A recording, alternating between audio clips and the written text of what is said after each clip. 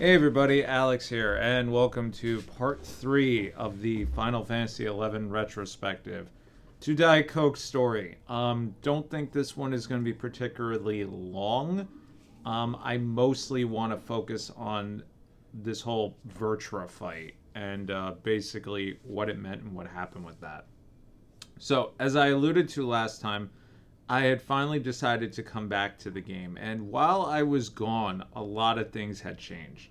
In game, with the roster, with folks online, everything else. A bunch of people graduated from college, myself included. There were people with full time jobs, and truthfully, some people would just come home and just not want to sit on an MMO all day. Some people were truthfully lost socially.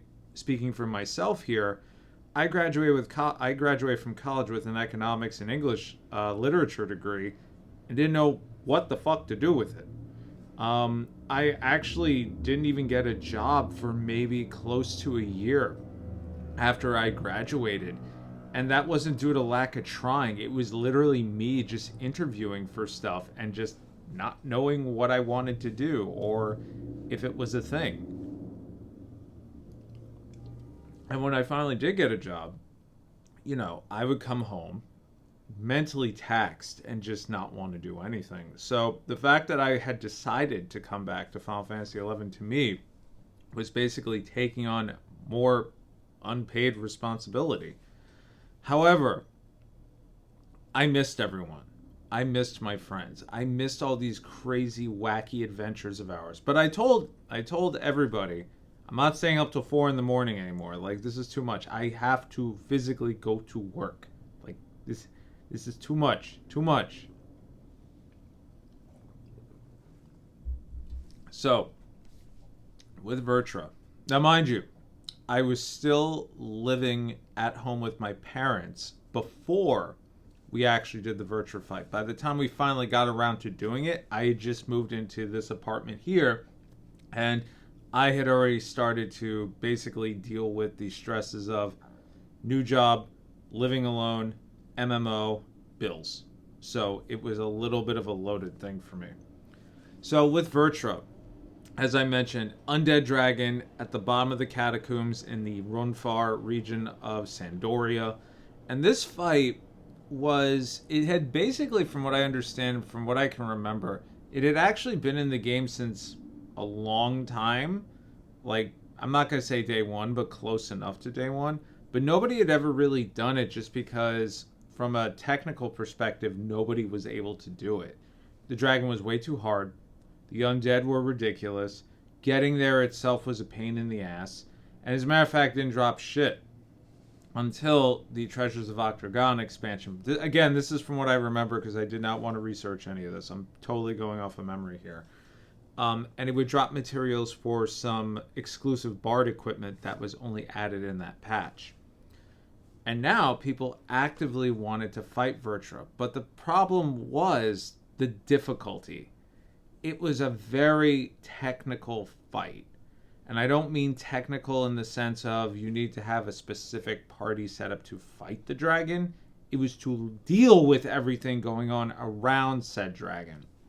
Because dragons had an ability, and I haven't mentioned it yet, but you Final Fantasy XI people are like, oh, here it comes, called Spike Flail.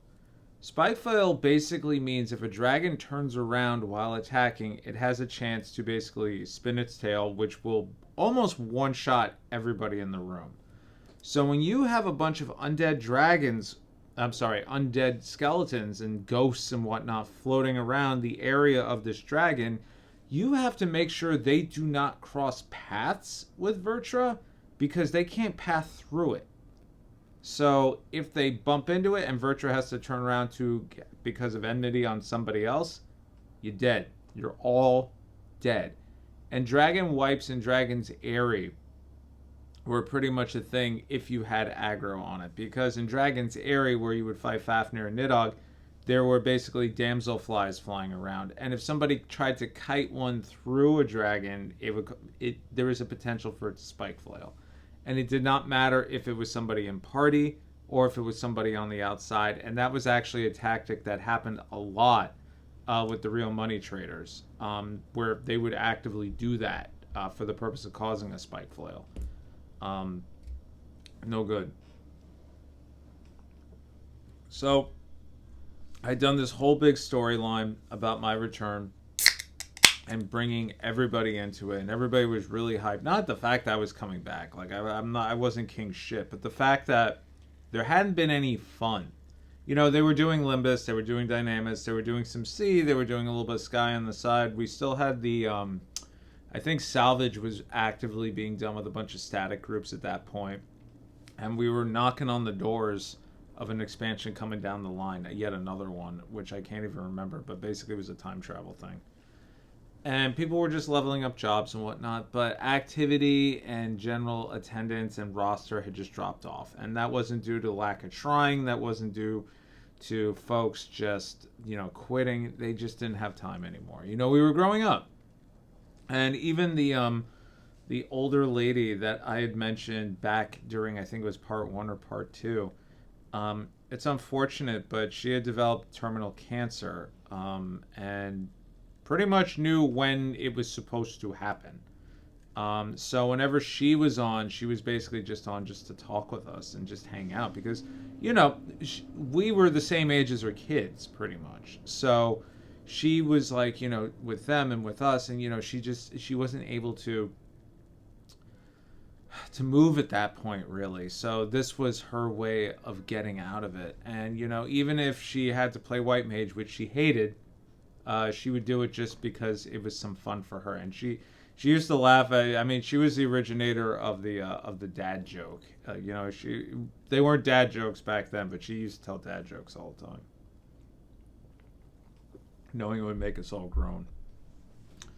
So now we're gonna do Vertra, and my buddy who had taken over for Rusty was like, "Okay, we're gonna do Vertra. You're going to have to play Bard forever because we have no fucking Bards anymore." Everybody quit. Some people in the Dynamis Link shell, like there was a little bit of civil unrest at this point because we had already had our Dark Knight who got his relic weapon. Question is which one. Some people want an Aegis, so that way one of our top paladins would be immune to damage randomly. Some people wanted to do Jalahorn for a Bard, but guess what? There was no Bard. So nobody really knew where the Link shell was going at this point. And I was like, listen, I just want to fight big shit. Like, I really just, I don't care anymore. Like, I just go to work, I come home, I go to sleep, I pay for the Con Ed bill, and then I hate my life. It wasn't a good time. Especially when you're in a new job where you have a severe degree of imposter syndrome. I graduated with an economics degree, and my first real gig was in hospitality and events management. Knew nothing about it, and I was in one of the, at the start, biggest hotels in New York. And that's not like a flex. That is me just saying I was in over my head as somebody fresh. And unfortunately, around this time, the economy took a dip. It was during this whole spiel back in 2006, 2007-ish. And I was one of the first people, last people hired, so I was one of the first people to go. And, that took a mental toll on me. And I got something immediately after at a much smaller hotel where, I truly feel like I learned the most. But I learned the most because I was so invested in operational stuff that it wasn't just a typical, 9 to 5. And I found it fun, but I also found it very exhausting. And I would even try to venture into other MMOs just for social interaction, where I didn't have responsibility of trying to help somebody manage something. So I tried WoW, amongst other things, with a few other people from Final Fantasy XI, but none of them stuck. So ultimately, we went back to Final Fantasy XI. So talking about this fight, we did some research. And my friend had told me, I don't have a lot of people at this point, but I think we could pull this off. If we can get as many people on board as possible, maybe do a recruitment thing saying we're going after Vertra. So I said, okay, well, I'll go down there. I'll scope it out. I'll scope out the area, see what's kicking over there. And he was like, oh, like a special projects and promotions thing? I was like, yeah, like a special projects and promotions thing. So I went down there, scoped it out, and sure enough, this place is a freaking disaster. It is asking for party wipes. It is asking for death. It is asking for people to delevel. It is horrible. And as a matter of fact, I heard at one point after, I think after 2 years, when people have finally started to get Vertra under control, they did a patch and broke it, so you couldn't actually kill it for whatever reason. I don't remember what it was exactly. But I knew we didn't have enough people. I had asked who was still on roster because I didn't know.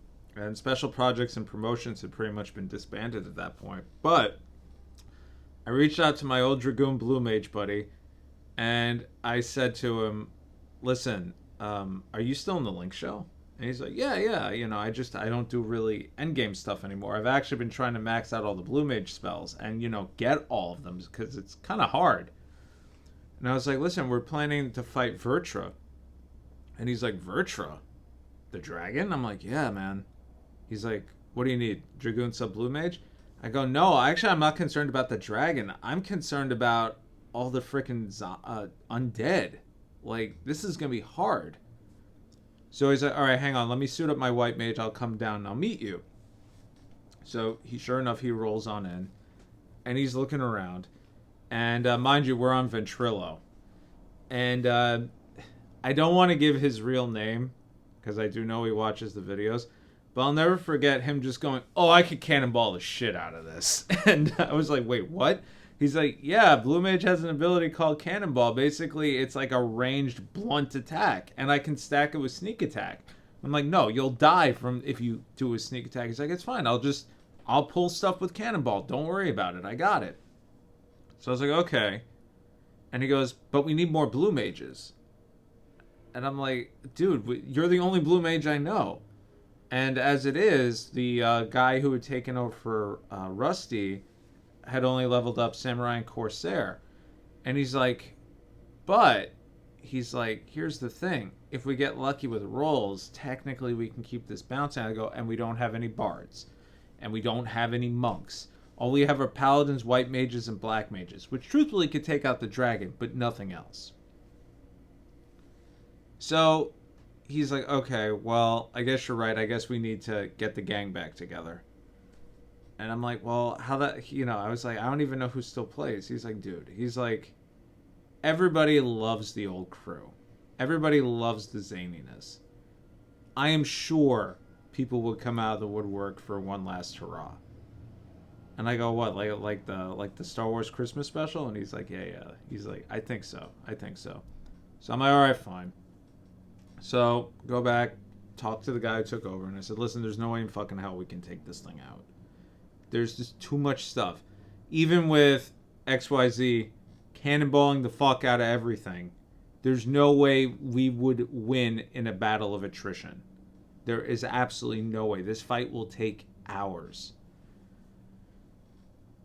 Okay, well, I guess we can ask the other link shells to jump in. Some other guys were looking for, manteel pieces and all that stuff. Maybe that could be a thing. And I was like, yeah, but that kind of defeats the purpose, no? And he's like, yeah. And he sounded really disappointed by it. Like, there's no way in hell we could pull this off.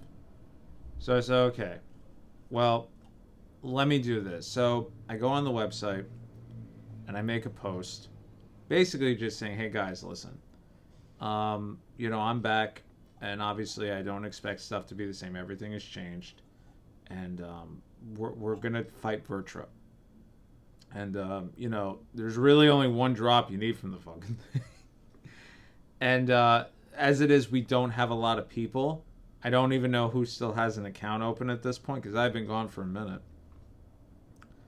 But, in true tactics form, if we're going to fight something ridiculous, we got to do this the absolute worst way possible.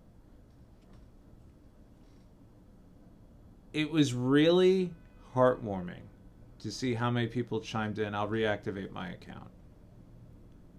I'll jump on for that. Cool. What job do you need? People I hadn't spoken to in months. People we hadn't seen in months. Everybody came out of the woodwork. We had 40 people show up. And I had the privilege of operating all of the ads because I was pretty much the only person anybody trusted with not dying 1,000 times. The funny thing with all this is somewhere in between all of these posts and replies, Rusty Blade logged into the game for the first time in months. And he said, and he literally just said, what day? And then we say, oh, we were thinking about this day at this time. And he goes, Pacific or Eastern? We're like, Eastern. He's like, okay, cool. And then he logged out. He came back specifically for that fight. He tanked that fight with subpar gear. And he did not fucking die. Because he was that good. And he had no rust whatsoever. Can't speak for everybody else. But it was really nice just to see everybody came back and everybody was just... We all jumped on Ventrilo. Everybody was yelling and screaming at each other. Everybody was laughing. In the process, we got a couple of new people. And they had never interacted with the original crew. And they were just like, oh my god, this is ridiculous. One character... he was actually owned by two twin brothers, and they sounded exactly the same. So you never knew which one was actually playing unless you were on Ventrilo. And it was really funny because one of them was better at White Mage than Black Mage, and the other one was better at Black Mage than White Mage. So it would be kind of like, which one's playing today? It's like, he would give us his name. We're like, okay, cool, you're in the Black Mage party. Like, it was like a joke. But stuff like that, like some of the newer folks, one of the newer paladins we had, real Southern kid. He was like, y'all like talk like y'all know each other. And we're like, yeah. Like, we grew up together, pretty much. We all went through college. People had kids. A couple of people went to weddings for each other, too. That was very common. Now we're gearing up for the fight, whatever. And then, sure enough, this really warmed my heart. That kid I mentioned a long time ago who was in a gifted program and everything else, he popped on, he messaged me and said, is there still room for me?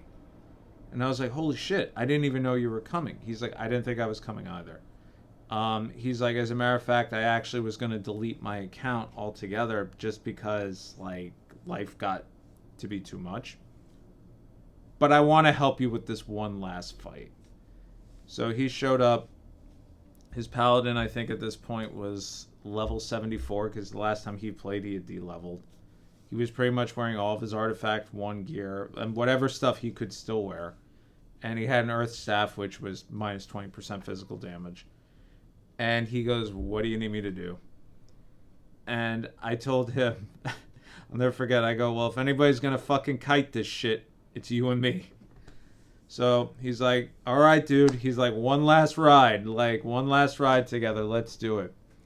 So, as was tradition with me, whenever it came to these fights, I liked to play music because I could not stand listening to the for hours on end. Unfortunately, I was using Winamp at the time. And I would always blast it. I would blast it loud enough that everybody could hear it over the microphone. And for the most part, I had a good playlist. Everybody would like, hanging out for a little bit. I was on a very big Mastodon kick, which is a progressive metal band. And unfortunately, something happened with Winamp and Windower where I couldn't Alt-Tab out to change the playlist or anything. And I had the same 3 songs on loop for 4.5 fucking hours. I have not listened to Mastodon since. But let me tell you about this fight. Honestly, I don't know what happened with Vertra. I just heard Rusty laughing the entire time. He's like, oh my god, she hits like a bitch. Like, just laughing, just casting stuff just for the sake of it. Cannonballs flying over from overhead. I heard, I really want to give his name because he'd be cracking up. I would just hear cannonball and then shoot, and I just see like a bunch of skeletons run. The other kid, I see a flash going off, and we're like, the way we're actually kiting this is actually really smart. To Special Projects' credit, because if it popped inside the dragon, we wouldn't touch it. We would actually have somebody go up without any sort of like sneak, which is how, because undead detected by sound, we would have somebody run up like next to it so they would get aggro. Then they would pull it straight through the dragon and then around. So the dragon never actually spun. The dragon would kind of just do that. And we kept it parked in a corner. And this went on for hours just because we had to focus so much on the ads. We had 8 monks. I don't even remember 8 monks, but I remember we literally had 2.5 parties full of monks. Because we also had bards in there, and we had my blue mage guy just throwing cannonballs at everything. And I was playing bard because it was the only way we could survive. And I was bard / ninja specifically for kiting. So all I would do is run up to stuff, lullaby it, run over to the other end, and basically maneuver everything around through the different parties of monks until one of them could grab it. It was in fucking genius. We had an audience of people watching at how meticulous this was all going. But of course, a 4-hour fight, fatigue eventually sets in. People were literally falling asleep at the wheel. The white mages were getting taxed. This was a battle of attrition at this point. It didn't matter how much MP recovery we had, eventually people would run out. And the attacks from Vertra would eventually get everybody down and dirty. It was getting really, really challenging. But here's the thing. As the fight progressed, as people started to die, people started to delevel. I didn't delevel, but I died quite a few times. It was not a flawless run. More people showed up. People, like, maybe they weren't even the best gear. They said, listen, you need a body. Just throw me at it. I don't care. I will keep it claimed. I just want to know that I helped. And at the end of this whole 4-hour ordeal, with the same 3 fucking Mastodon songs playing over and over again, Vertra finally died. It was the only time we ever beat Vertra. It was the only time we ever fought Vertra successfully. And it was the last time I ever saw that kind of turnout for this Link Shell. And it was really bittersweet. Everybody logged off, said it was so good to fight with you guys again. It was so fun. Man, that was so much fun. Man, that brings back memories. Okay, I gotta go put the baby to bed. Oh, shit, I gotta go to work. I fucking called out. I was like, I no. It was 4:30 in the morning by the time this ended. It was horrible. It was the most exhausting fight we had ever done, which is probably why we only succeeded at doing it once.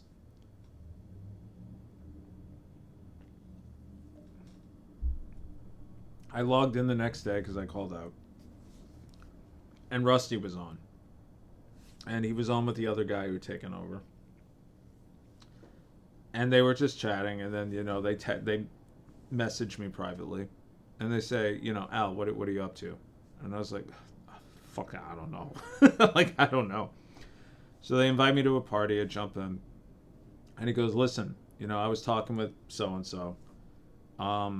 And we want you to have the Link Shell's first Mantil. And I was like, no, do. You have people that, I did not want it. And they said, no. This fight would not have happened if you didn't go down there and you didn't, figure out all this weird, stupid strategy. And, we also did something, I neglected to mention this. We would do a thing called dry run. Dry run basically meant we would go into a fight at 50% capacity. No, we fully intended to wipe. But the purpose of that was to figure out patterns, to see how stuff would interact. So with Vertra, we had to do a dry run.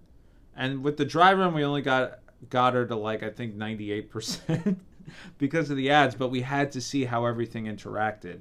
And people would say, oh, like, no, they wiped. It's like, no, bro, it's a dry run. Like, all the upper end link shells knew, like, we would do this all the time. If we knew nobody else would claim it, we would do a dry run. And Virtua definitely needed a dry run. Should have probably done 3 dry runs. But, you know, he's like, no, like, we wouldn't have figured this out, like, for the purpose of a dry run or anything else without you. And we want you to have the first one. And I was like, okay, well, if you want, but if, you know, it has to stay with the link shell. And they're like, no, bro, like, you can't quit. Like, you're back as director of special fucking projects and promotions. Like, you have your responsibilities back. You're not just here to hang out anymore. And I was like, what do you mean fucking hang out? I've only been back a week. Like, so ultimately, I got the link shell's first Manteel because I was also going to have to full-time bard a lot. Now, the Manteel is a very revealing outfit, so basically it shows off the entire chest. And my character was the squall-looking one, so very thirsty. But at the time, the only person I knew with 100 plus 6 wood, cloth craft was me. And I was like, okay, cool, so I'll craft it. And they're like, oh, no. We're going to have somebody else craft it for you. Somebody that literally volunteered to do it when he found out that I was going to be the one getting it. My old buddy Palpatine. He literally said to me, I have no greater privilege than having my name plastered across your chest. And we all stood around him in Port Juno, and he crafted, we hoped for a +1, and he fucking punked all of us and just went, fucking fail! And then but he passed it. And then I wore it, and then he and I took pictures together and everything else. Like, you know, stupid shit. But after that, it was very strange. Like, as I said, like, everybody came back for that one fight, and that's really where we started to, like, try to rebuild the link shell a bit. Now that we beaten Virtua, people were kind of hyped again. And we got a bunch of new people. A new paladin who he and I became really, really close friends. We used to talk anime all the time. And we would start fighting stuff like Sandworm. We do a lot of salvage. We do a lot of instance content just because it was so difficult to coordinate so many people anymore. Rusty, he would pop on from time to time, not to actually do anything. He just wanted to hang out, like basically just log in to make sure his character didn't get deleted. I think, you know, just to talk with everybody and, you know, check in on folks and see how they were doing. But stuff eventually started to wind down for me. You know, at work, I was actually discovering my passion for the industry I was in. And, you know, I had taken on more responsibilities at work. And I do attribute Final Fantasy XI to actually teaching me how to manage people and be fair and be fun. And also realize when you're not the expert at something and you need somebody else to chime in and help you out. And then Ixion came out. And at this point, we had more bards, and I also got to once again play Paladin and stuff like that. And, you know, I said, oh, I want to tank Ixion. That has to be the last thing I tank. Not realizing that was going to be the last thing I actually ever tanked. The fight was hard for me. It was really difficult. I was able to keep aggro okay, but the fight itself, which truthfully is not that technical, I just couldn't wrap my head around it. And for the first time in a long time, I felt like I had hit my end game in this game. I had reached a skill cap that I couldn't beat anymore. And it reflected in the fact that people were dropping left and right, and I kept aggro, but I'd lose aggro, and people would do something, and they would spin, and I would have to run after it. I'd have to, like, bust out Sentinel and flash it and, you know, put on my haste pants, which I never needed anymore. It was very humbling. And at the end of it, even, like, you know, I got pulled aside. And it was like, no, you know, again, my friend, he and I were friends. We did a road trip together. And he goes, bro, you can't tank Ixion ever again. And I was like, I do not want to. Like, I openly said that was a horrible, horrible fight. He's like, I know you know how to play the job. I know that. I'm not. I was like, no, dude. I am telling you, that was the shittiest performance I've ever given. And I'll be honest, I got kind of trigger shy about it, and I did not want to play Paladin anymore. I said, I'll do Bard. I'll do Black Mage. When we went to go fight Bahamut, I went as Warrior. And I fucking threw a minstrel axe at it from across the screen. But even everybody said, like, oh, have Al tank. And I was like, at that point, I was really just shy about it.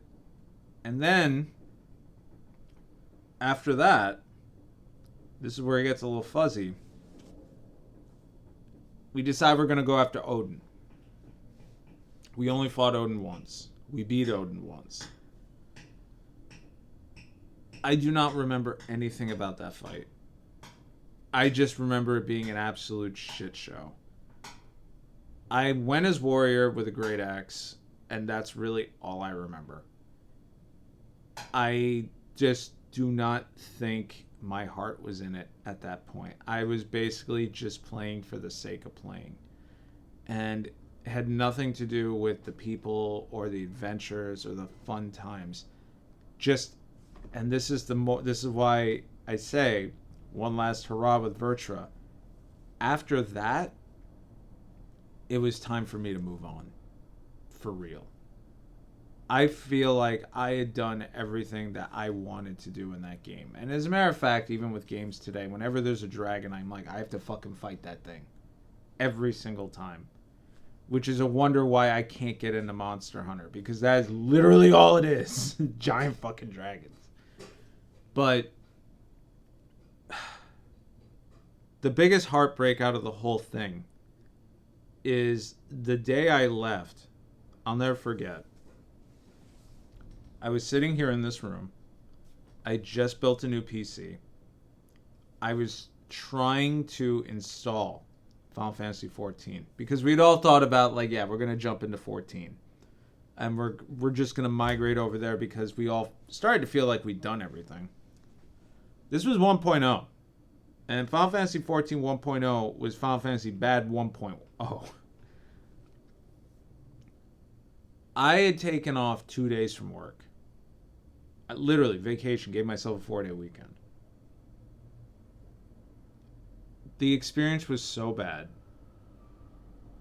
that it poisoned me into even turning on Final Fantasy 11. Because I knew everybody was, maybe I wasn't clicking with 14. Maybe it wasn't what I expected. And everybody stayed committed to 14. A lot of people played up until the world reset, and then people jump back into it full time. A bunch of them still play it.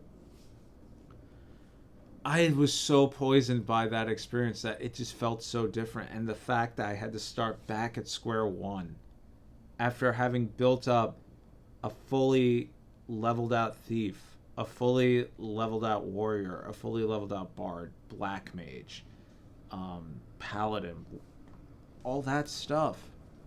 I was like, I don't want to do this again. I don't want to be brand new. Even when I played WoW for a time, I just enjoyed the grind. I'd hang out with my friend who I met at that party, who became one of my closest friends. We would just get on there and talk, and we would just shoot stuff. We would do dual hunters, and that's all we did. We do that in dailies. And that's ultimately where another deterrent for MMOs for me is a daily thing. I don't need a job. I have one. And the one I have gives me money. That's kind of where my head was at. So after the whole fiasco of 14, on that very Sunday, I deleted 14. It didn't even stay on my PC. I had the collector's edition big box with the Yoshitaka Amano artwork and everything. It broke my heart. I then logged into Final Fantasy 11. And I told everybody I think I'm done. I think after all this, everybody's going to move on to 14. And I'd already had that blow to the head, feeling like I reached the skill cap. I was like, I don't think there's anything else for me to do.